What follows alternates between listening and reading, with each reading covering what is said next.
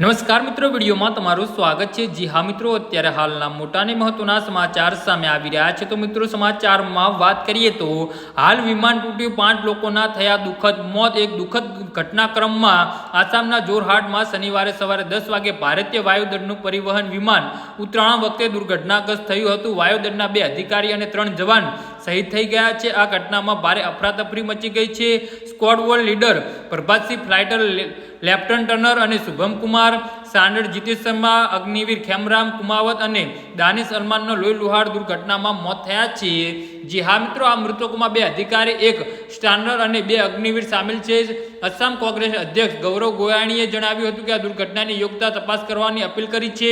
ઉત્તરાયણ બાદ તરત વિમાનમાં આગ લાગી ગઈ હતી અને 2 ટુકડા થઈ ગયા હતા। દુર્ઘટનાનું કારણ તરત જ જાણવા મળ્યું નહોતું।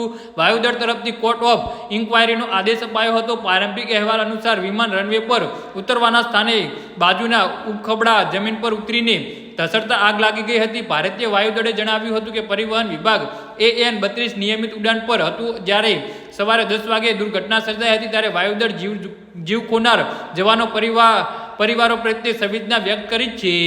જી હા મિત્રો, તો આના વિશે તમારું શું કહેવું છે તો નીચે અમારી કમેન્ટ બોક્સમાં જરૂરથી જણાવજો અને અમારી YouTube ચેનલને સબસ્ક્રાઇબ કરવાની ભૂલતા નહીં।